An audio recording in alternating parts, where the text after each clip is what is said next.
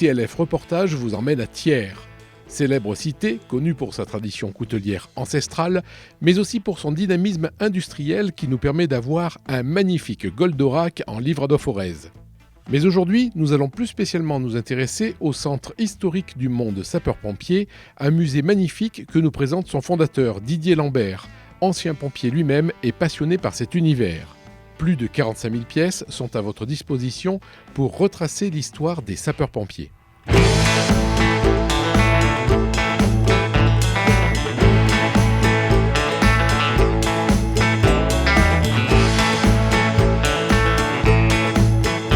Avec ces pompes à vapeur est arrivé pas mal de termes chez les sapeurs-pompiers. Le chauffeur. Oui. Le chauffeur, c'est celui qui conduit le camion maintenant. Et oui. Et ben à l'époque, il était à l'arrière et le chauffeur, il chauffait. Oui. Il mettait le bois derrière. Comme sur les locomotives. Comme sur les locomotives. Et ensuite, décaler. Quand on part dans l'intervention, on décale. En fin de compte, pour éviter que les chevaux forcent trop au départ, les remises, ou on appelle ça des remises à la place des garages chez les pompiers, étaient un petit peu en pente. Donc on calait la pompe à vapeur. Et quand on voulait partir, on décalait. Et oui. Et voilà et ça partait plus vite. Et ça partait plus vite. Et ça faisait moins forcer les chevaux. C'est pour ça qu'on parle encore quand on part en intervention, qu'on décale. Tous ces termes est arrivé avec les pompes à vapeur. Comment est venue l'idée de l'ouverture de ce musée ?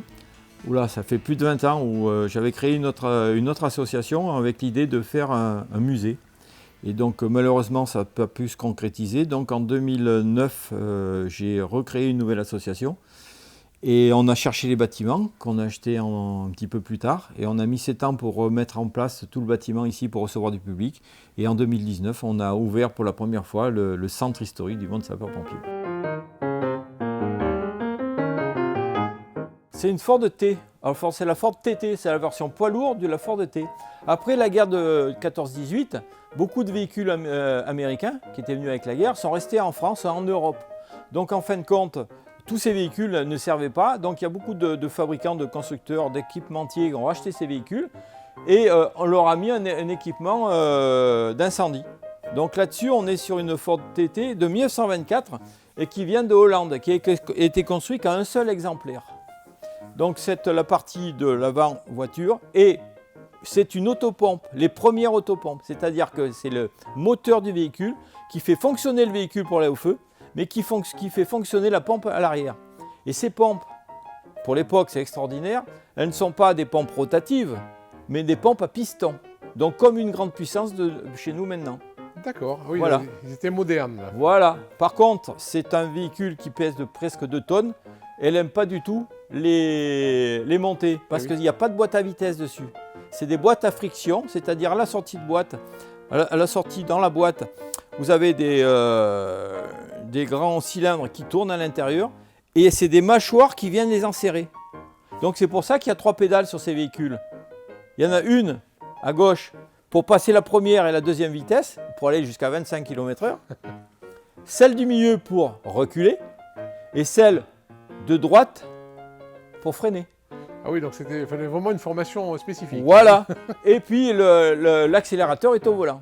Alors la première fois qu'on conduit ça, on a du mal quand même. Certainement. Mais après, une fois qu'on a pris le coup, ça va bien. Et donc c'est un véhicule assez rare, puisque bon, il était construit qu'un seul exemplaire.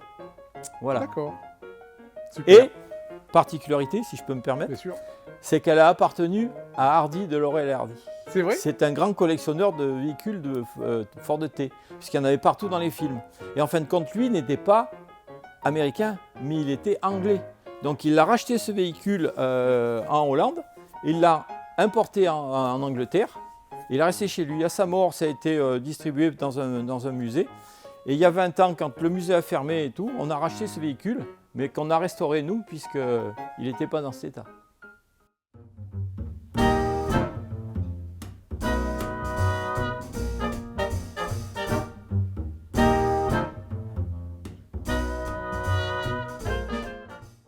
Alors le monde des pompiers, c'est un monde que tu connais bien parce que tu as été toi-même pompier.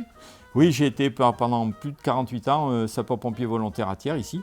Et mon épouse est toujours infirmière sapeur-pompier dans le même OSDIS 63. Quoi. Voilà. Donc là, on peut vraiment parler de passion. Là. Passion dévorante, oui, tout à fait. Et puis bon, ça fait plus de 50 ans que je collectionne. Donc à un moment donné, c'était tout dans des cartons. On s'est donné un challenge pour que, à ma retraite, je puisse trouver quelque chose qui me prenne du temps. Et ça m'en prend vraiment. Ça a bien marché alors, le projet. Ah oui, le projet, il a été plus loin que je compensais. Oui.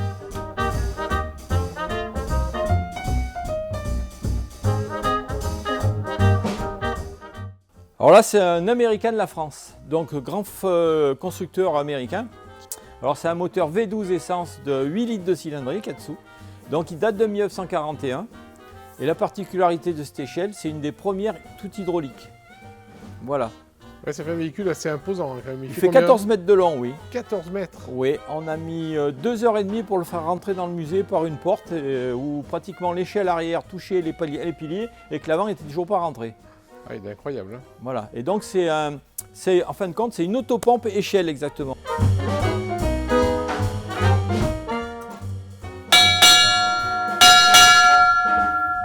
Ah, là, on l'entendait venir de loin là. Ah oui, oui, oui. Oui. Bon alors Didier, là on est obligé de s'arrêter devant Ouais. cet équipement parce que j'ai commencé ma carrière de sapeur-pompier avec lui. C'est une pompe, hein? Oui, c'est une motopompe donc American La France également, construite aux États-Unis pour l'armée américaine. Et donc cette motopompe est montée dans une remorque 3/4 de tonne de l'armée US et a débarqué en 1944 en Normandie. Là-dessus, c'est un 6 cylindres en ligne qui est exactement la même chose que les Dodge américains qu'on a pu voir souvent en kaki. Donc ils pouvaient interchanger un petit peu toutes les pièces. Donc depuis 2019, le musée est ouvert. Il s'adresse aux touristes de passage, aux gens d'ici. Bah, toutes les personnes, c'est comme Tintin, de 7 à 77 ans, hein, tous ceux qui peuvent venir et s'arrêter nous voir, c'est avec plaisir qu'on les reçoit. On reçoit aussi bien les individuels que les groupes. Et donc les gens retrouvent un petit peu leur passion d'enfance. Un petit peu les pompiers avec leur matériel qu'ils ont servi il y a quelques années. Et ça intéresse aussi bien les petits comme les grands.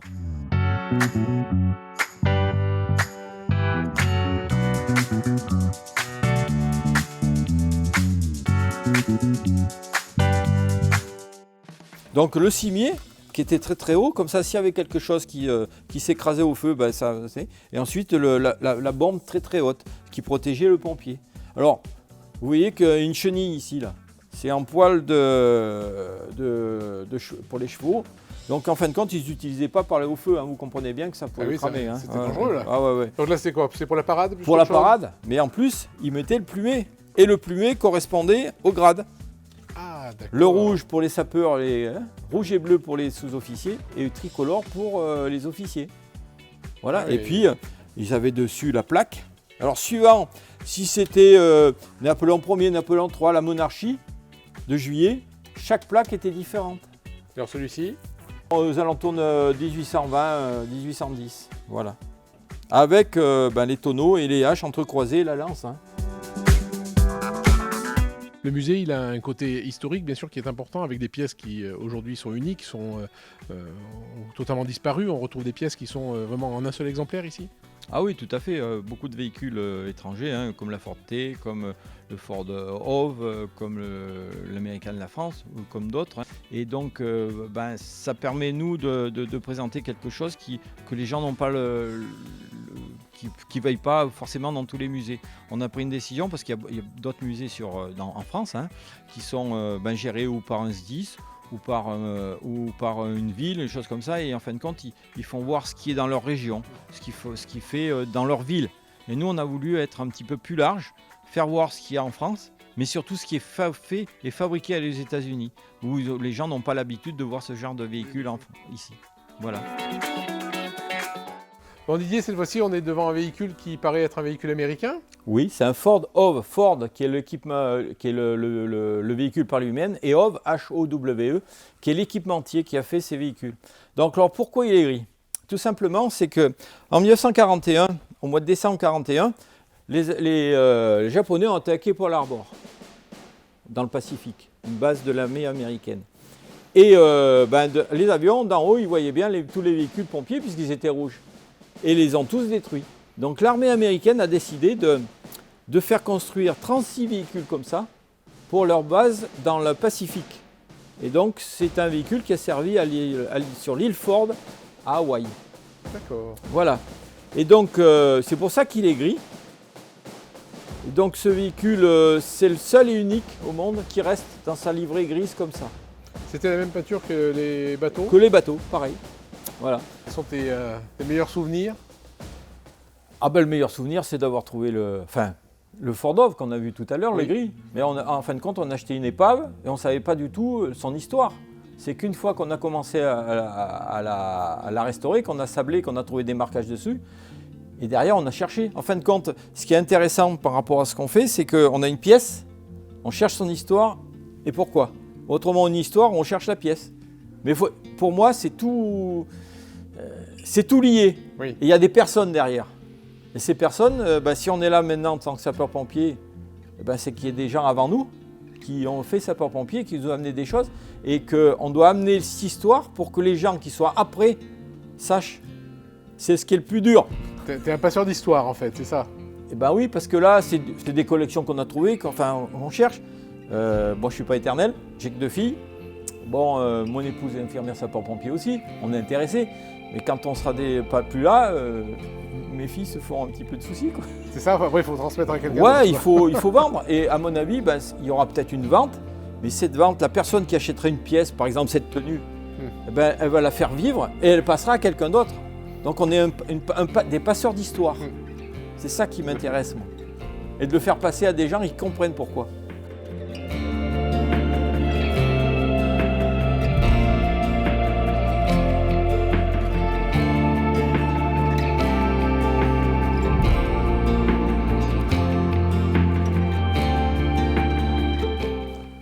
Bon alors Didier, là cette fois-ci on est devant des objets que je ne connais absolument pas. Qu'est-ce donc?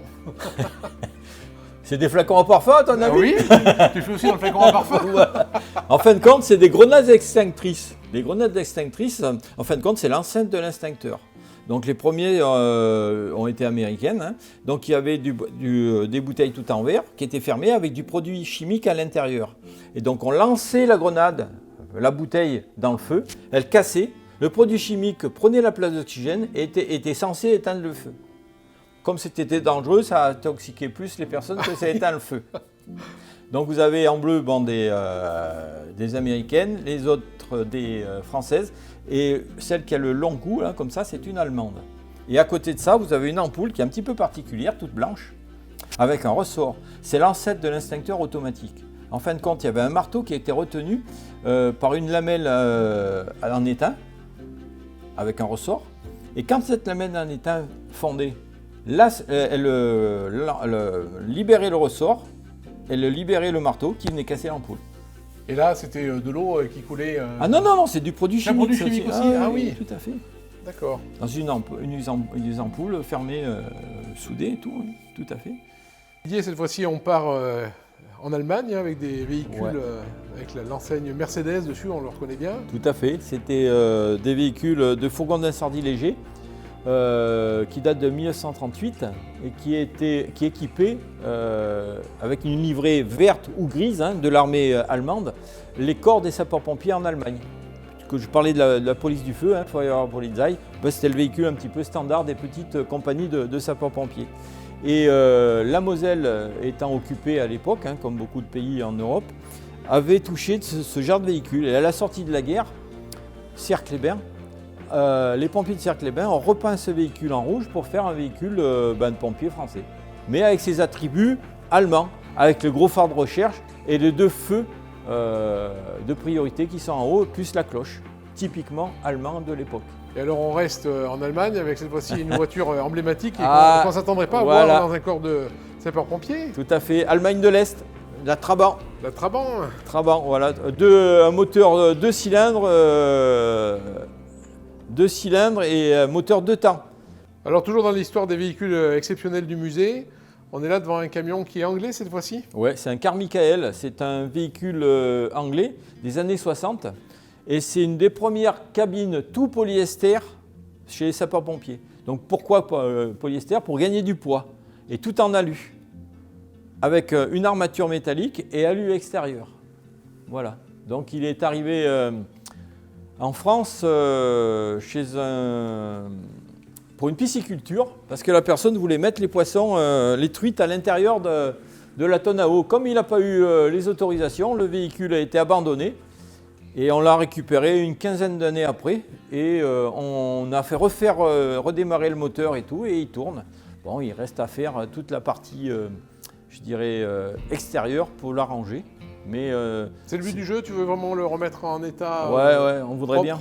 On voudrait bien, sauf que bon, tout de suite, c'est le temps qui nous manque, mais voilà. Mais c'est un Bedford Carmichael qui est pas courant. C'est pas courant comme véhicule.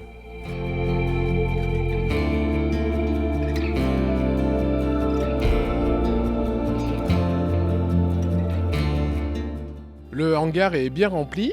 Est-ce qu'il y a des nouvelles pièces qui arrivent de temps en temps? Non, on va s'arrêter là parce que bon, on vieillit. Et puis le bâtiment il fait déjà 1500 m² qu'il faut entretenir. Ça a un coût. On n'est pas du tout rentable. Donc il faut trouver des fonds à droite à gauche pour le faire. Non, bon, si on nous donne une veste, une chose comme ça, on prend. Mais les gros véhicules, maintenant, on s'arrête. Le dernier véhicule qu'on a fait rentrer, c'est un Chevrolet qui a été fabriqué à 10 exemplaires et qui vient de Suisse. Et on va se calmer là. Oui. Oui, parce que derrière nous, il faudra gérer aussi. Il faut gérer, c'est sûr.